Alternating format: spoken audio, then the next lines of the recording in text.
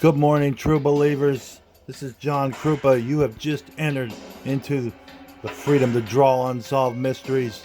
Now, I had recently a request by one of my viewers to do more paranormal shows. So we are going to do one today, and it's called The Mysteries of Abductions of Alien Beings. Strap yourself in, guys. We are about to enter the world of the paranormal on today's episode, The Freedom to Draw Unsolved Mysteries. We're going to get right into it. It's going to be a long one. Alright, guys. This is a show about abductions by alien beings. And we're going to draw them and tell you about specific instances. And that is what was requested by one of my viewers, and we're going to give it to you. What you want. The mysteries of abductions by alien beings.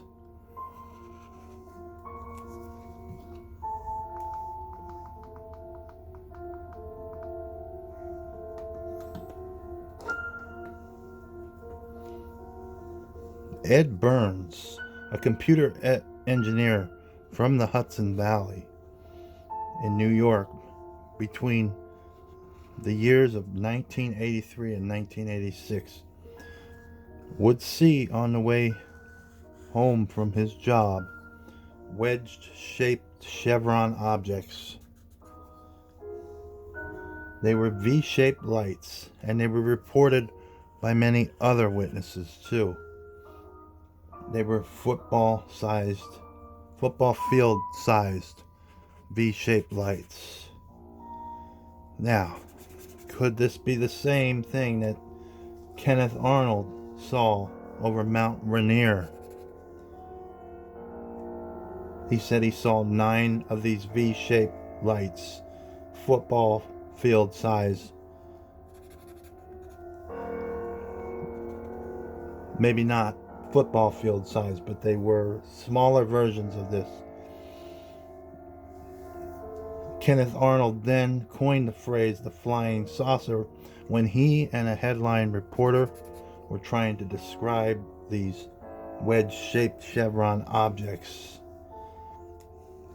These are 2 specific stories that span 30 or 40 years between the 2 of them, and they're very similar. Carl Hart Jr. took remarkable pictures at Lubbock, Texas in the 1950s.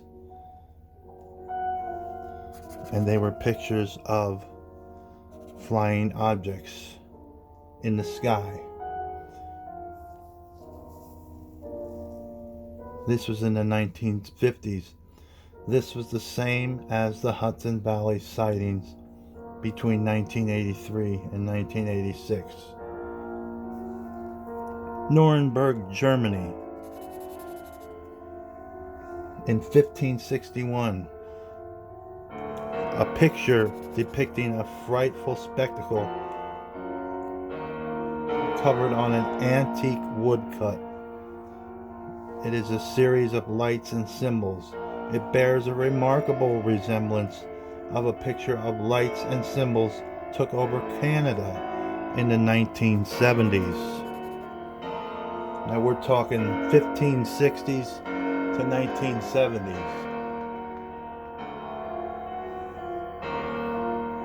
That's over that's a long time, guys. Span 400 years, almost 400 years span. Renaissance painting of Madonna and Child. It seems perfectly normal, but on closer inspection of Madonna and Child, you can see a strange craft in the background and a witness looking above at it. UFO sightings are not just for the modern era.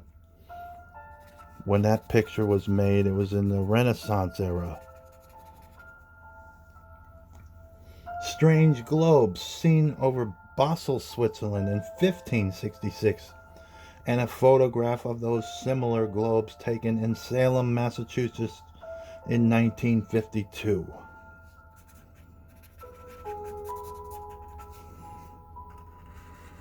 Is this all just a coincidence?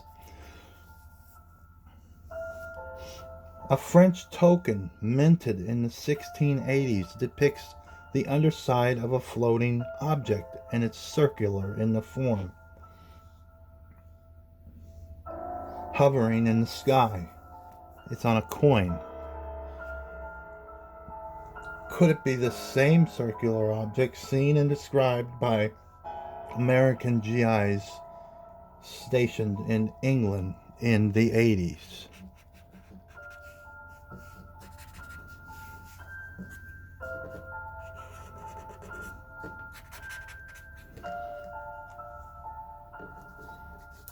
Glenn Davis in 1947. Glenn Davis was 22 years old, out of college, and was working as a mortician's assistant in Roswell, New Mexico. Glenn Dennis took a phone call from someone looking for a number of sealed child-sized caskets. The person needed the caskets to be certain sizes and certain diameter. Hermetically sealed caskets is what he asked for specifically.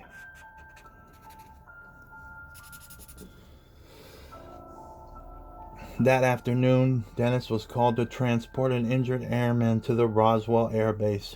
He was surprised to find out when he arrived to the base, he was surrounded by MPs, military police,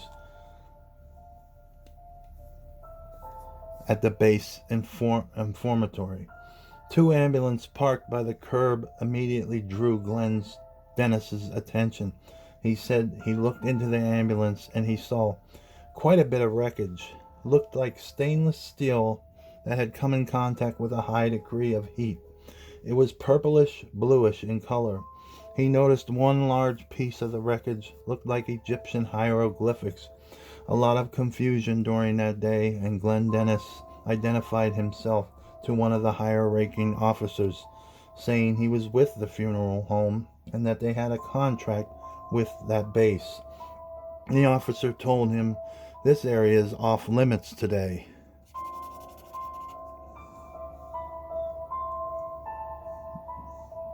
And Glenn asked him if they needed anything, because he noticed there was a crash outside, and if they needed anything he could help with. The officer repeated, "Off limits area today," and had him escorted out by two MPs. A higher ranking officer called Glenn back and told him, "When you get back to the funeral home, you saw nothing. Do you understand me?" Glenn argued with him, saying, "I saw a crash, and you can't give me orders. I'm a civilian." The officer said, "If we hear that you are starting rumors, someone will come along to pick your bones out of the funeral home. Do you get me?" Glenn complied and was forcefully taken out of the area. When he was being escorted out, he saw a group of doctors come out like they were choking on noxious gases. He called to the nurse that originally let him in, and he asked her to meet up with him later to explain what all this was that was going on. She did. The next day, she met up with him on the condition that Glenn could never reveal her identity. She said that she saw some doctors doing a partial autopsy. There was a crash bag that it was turned open, and there was two very mutilated bodies, very small bodies. They were not children.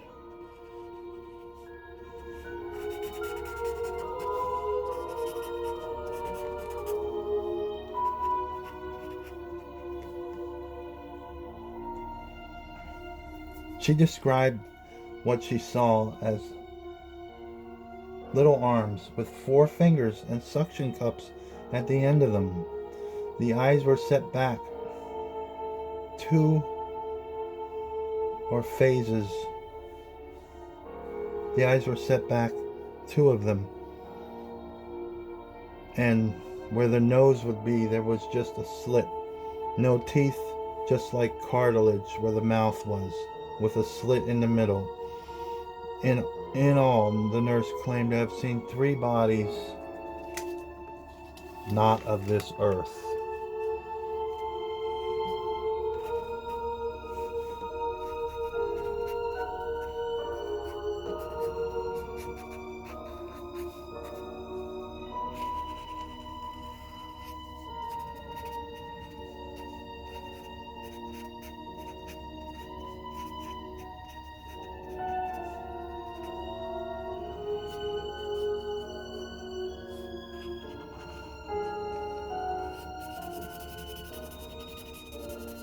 This was at Roswell, New Mexico. One of the most infamous places with UFOs in the history of UFO reportings and sightings. It always comes back to Roswell.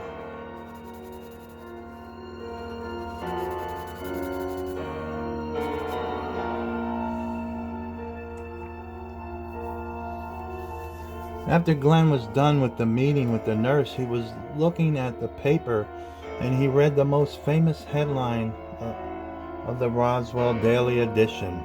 RAAF captures flying saucers on ranch in Roswell region. And we all know the story of that. They covered that headline up to the next day, saying it was a weather balloon. They covered it up. Mysteriously, Glenn asked about the nurse later and was told she had died in a plane crash. To this day, Glenn thinks the nurse's story was indeed true. Area 51 is not too far from Roswell, and in the 60s, it was rumored that the government was doing super secret testing with UFO planes.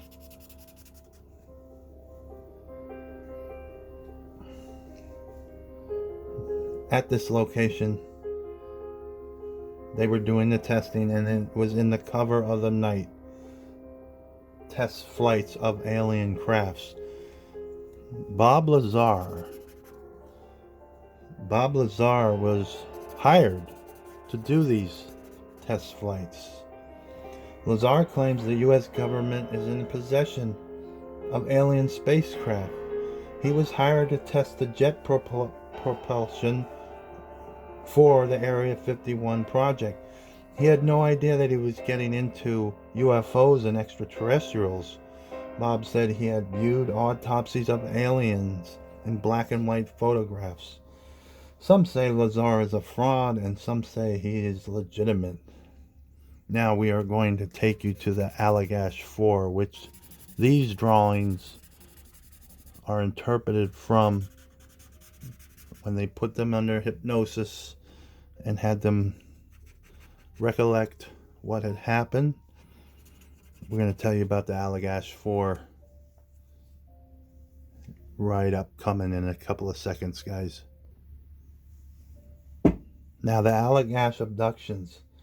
This is a case file of the Allagash abductions. It was located in Allagash, Maine. The date was August 20th, 1976. Allagash is a town in Aroostook County in northern Maine with surrounding woodlands well traveled by hunters, hikers, and campers. The craft that apparently abducted the 4 men was described as a bright object in the sky that flashed down on them. Kind of like this. The history of the case.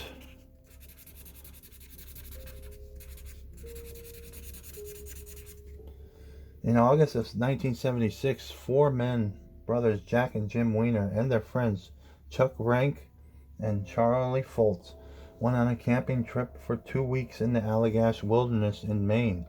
On the second night, Jim noticed a strange bright object in the sky that appeared for about 30 seconds and then vanished.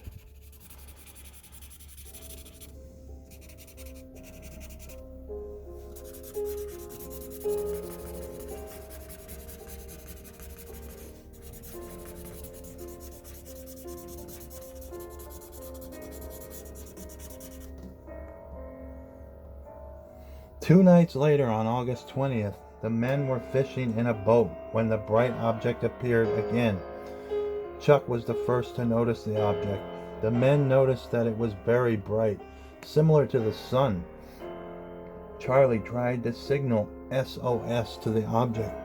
Suddenly, the object shot out a bright light, which began following the men along the water.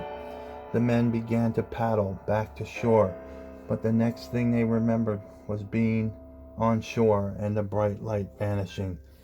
The men thought it was strange that the fire that they had set minutes before they were fishing had completely burnt out, suggesting that they had been gone for several hours. The men felt very fatigued and went to bed.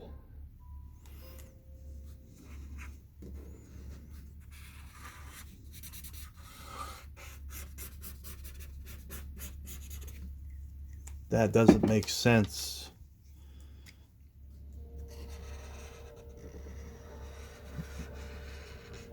And they had asked the men to do some drawings, and this is what some of the men came up with. What the beings looked like that abducted them.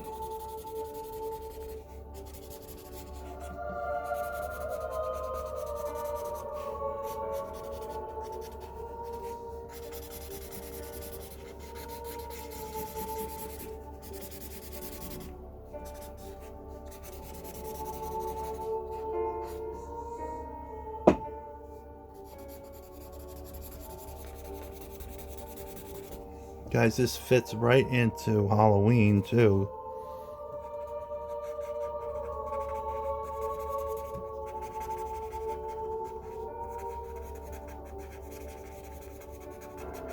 So you wanted a specific show, paranormal events with specific instances. That's what we're giving you.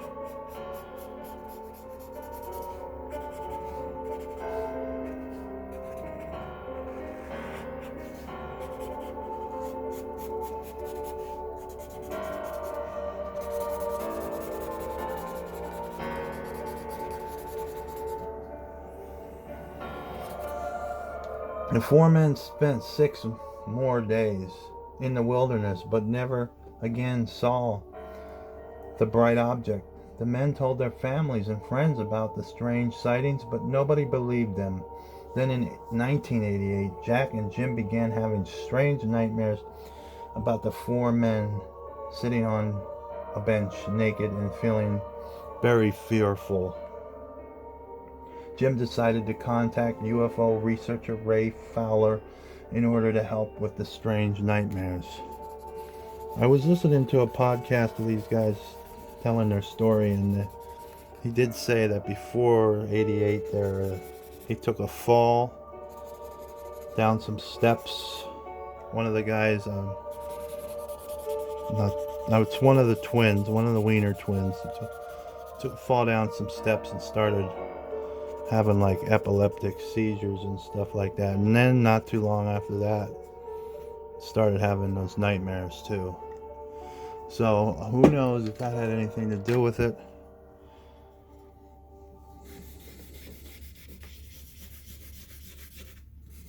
That's a mystery. But these are drawings of what the men said that when they got abducted, what the beings looked like that took them. This is what they looked like, they said.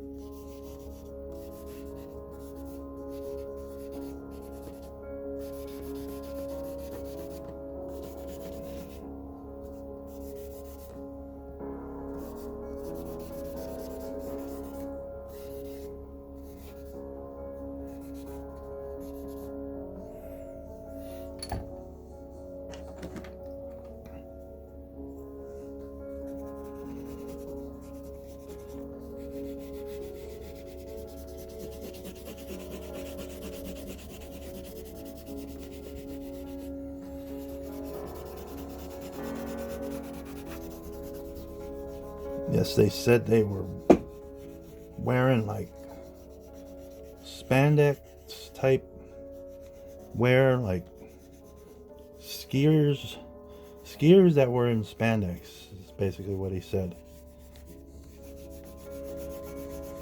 which is pretty weird clothing, pretty strange clothing. The four men decided to go under hypnosis. Each agreed to go separately and not tell the other about what they remembered. They relied on the honor system, guys.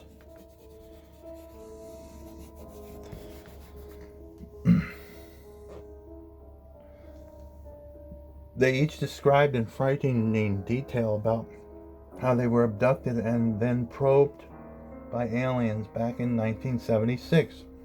The aliens apparently took samples of the men's skins and body fluids. Jack remembered that the aliens had terrifying faces. Right here is what they drew. This is an example of the terrifying faces here that they saw.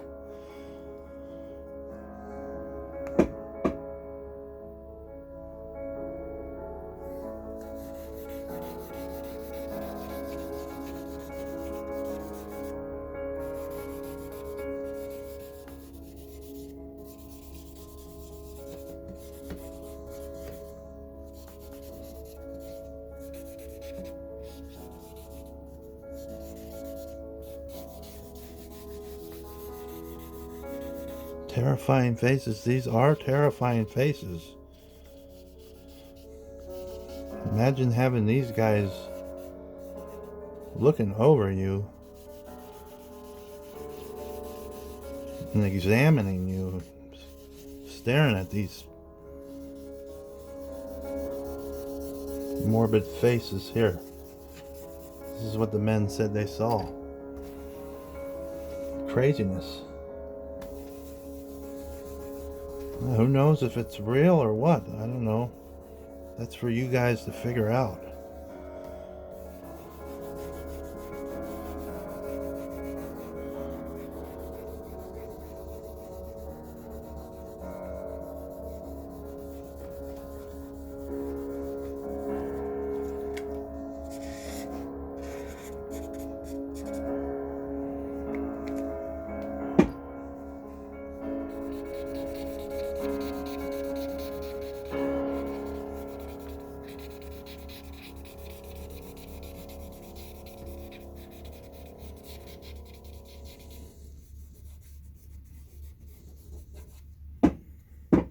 This is what they said they saw, though.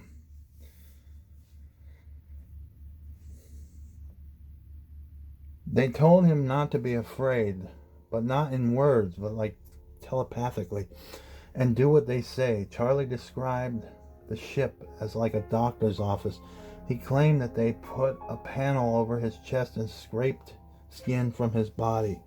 Finally, Chuck claimed that he had a good view of what the aliens were doing to Charlie.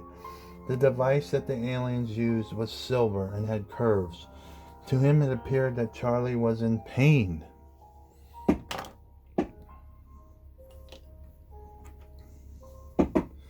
After the sessions, Ray brought the four men together. They learned that each of them recalled the same events. They each took polygraph examinations and passed. However, skeptics such as Dr. William Cole are not certain that their stories are true and believe that the strange nightmares and the confessions under hypnosis were a result of watching movies and TV shows about aliens. However, the four men are certain that what happened to them is real. And one of the Wiener brothers was talking before these hypnosis sessions with one of the other guys, one of the other four.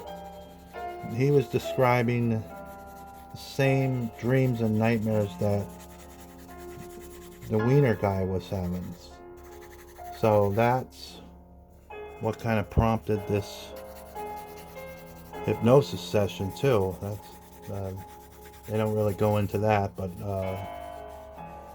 They did go into that in the podcast I was listening to about the Allagash 4.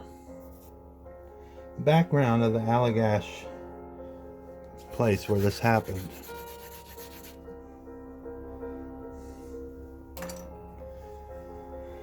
Allagash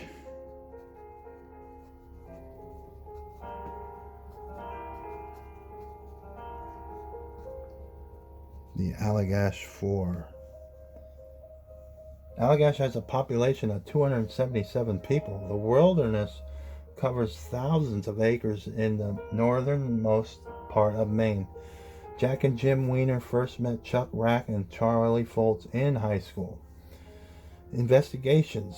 UFO researcher Ray Fowler and psychiatrist and author Dr. John Mack both investigated and studied the case of the Allagash abductions. Dr. William Cole looked into the case from a skeptical point of view. He believes that the men received their memories from television shows and movies. Extra notes. This case was featured as a part of the September 18, 1994 episode of Unsolved Mysteries. Results. Unresolved. In a 2016 interview, Chuck Rack admitted that the abduction part of the story was made up and that he went along with the narrative for financial gain. However, he does admit to seeing a series of strange lights over a period of a couple days during the camping trip. So one of the guys says it's made up. What do the other three say? I'm not sure. It doesn't say, but that's a big spoiler right there. I did not know that. This is all live, guys. So one of the guys says it was made up. These pictures of these beings may be made up, or they may have really happened. Who knows, guys? That's it for this episode of the Freedom to Draw Unsolved Mysteries. Remember, do something nice for somebody today. It doesn't cost you anything. Peace out, true believers.